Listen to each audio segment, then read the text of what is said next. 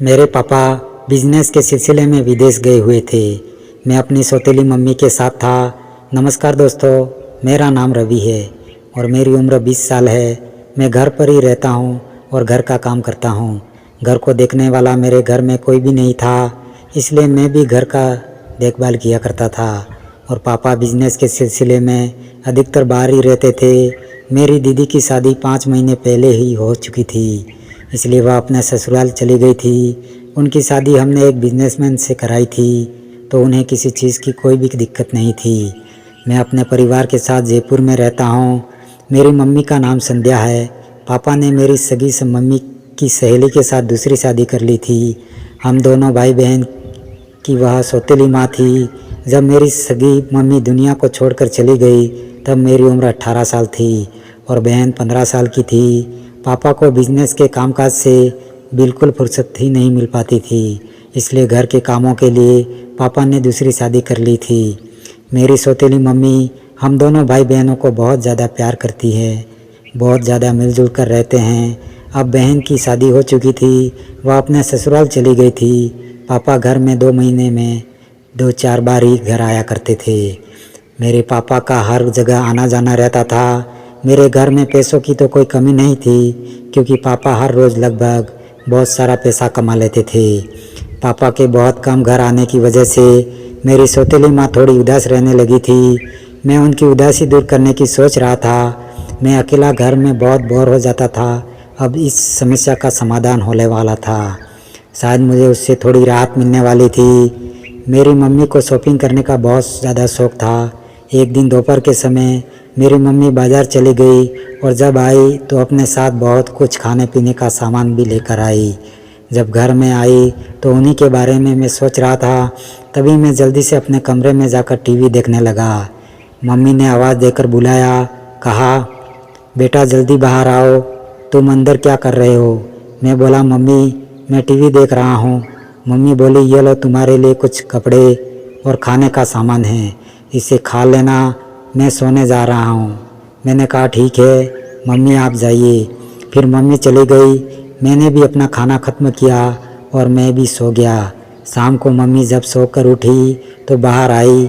उन्होंने मुझे बुलाया और कहा कि बेटा बाज़ार जाकर सब्ज़ी लेकर आना। मैं बाज़ार गई थी लेकिन सब्ज़ी लाना भूल गई। मैंने कहा ठीक है मम्मी मैं ले आता हूँ, इसमें घबराने की कोई भी बात नहीं है। मम्मी के चेहरे का हाव भाव अलग सा ही दिख रहा था। मैं सब्ज़ी लेने चला गया। रात को खाना खाकर मैं अपने कमरे में आ गया था। मैं अपनी सौतेली मम्मी को बहुत मान सम्मान दिया करता था और उनकी हर बात को मानता भी था। मैं बस क्रिकेट खेलने की सोच रहा था, क्योंकि मैं बहुत ज़्यादा बोर हो रहा था। मैं अपने मोबाइल चलाया और फिर सो गया। मेरे पापा बहुत दिनों के बाद घर आ गए। उन्होंने आया देखकर मम्मी बहुत खुश हो गई। पापा बोले, मैं सिर्फ आज के लिए ही आया हूँ, बहुत मुश्किल से मुझे काम से थोड़ी सी फुर्सत मिली है। मुझे कल सुबह यहाँ से निकलना ही होगा। मम्मी और मैंने अपनी ज़रूरत की कुछ चीज़ें बताई। पापा ने कहा ठीक है चलो बाज़ार चलते हैं, जिसे जो लेना है वह ले लेगा। फिर हम सब लोग बाज़ार चले गए। हम सब ने अपनी अपनी पसंद का बहुत सारी चीज़ें भी खरीद ली।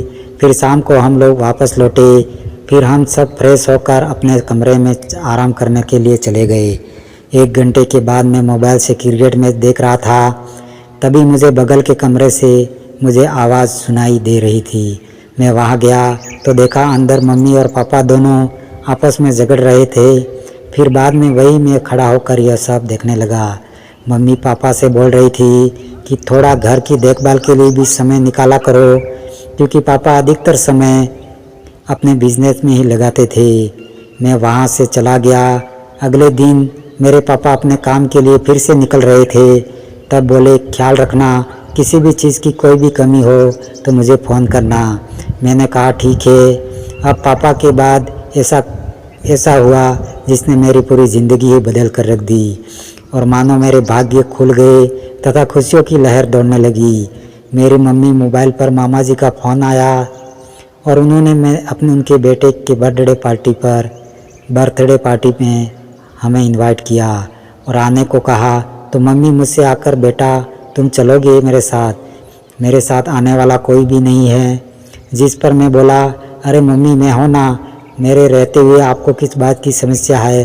अब हमको कल सुबह ही निकलना होगा और शाम तक वापस घर भी आना था, क्योंकि हमारे घर में हमारे अलावा और कोई भी नहीं था। अब हम सो गए।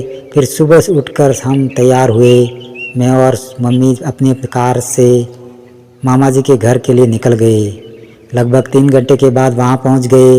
मम्मी और मैंने पार्टी में बहुत एंजॉय किया। शाम के 3 बज रहे थे। मेरी मम्मी मेरे पास आई और बोली, बेटा आज मैं तेरी वजह से बहुत ही ज़्यादा खुश हूँ, तो इतने लोगों से मेरी भी नहीं पाती, इसके बदले में तुम्हें गिफ्ट दूंगी। मैं बोला, अरे यह तो मेरा फ़र्ज़ है, मैं आपके लिए कुछ भी कर सकता हूँ, यह तो बहुत छोटी सी बात है। फिर शाम 6 बजे पार्टी धीरे धीरे ख़त्म सी होने लगी। मेरी मम्मी ने अपनी माँ और भाई से वापस जाने की अनुमति मांगी। मामा जी बोले, आज रह जाओ, कल चले जाना। मैंने कहा, नहीं भैया, मेरे पास इतना टाइम नहीं है। फिर हम दोनों माँ बेटे वहाँ से अपने घर की तरफ निकल दिए। हम लोग 2.5 घंटे में ही शाम 8:30 बजे घर पहुँच गए। घर आकर मैं टीवी देखने लगा। तभी मेरी मम्मी बोली, बेटा मेरा सिर दर्द कर रहा है, ज़रा चाय बना दे। फिर मैं उनके लिए चाय बनाया और मेरे पास एक दर्द की दवा भी थी, तो मैंने वहाँ दवा उनको दे दी। हम दोनों वहीं पर चाय पी रहे थे और बातें भी कर रहे थे।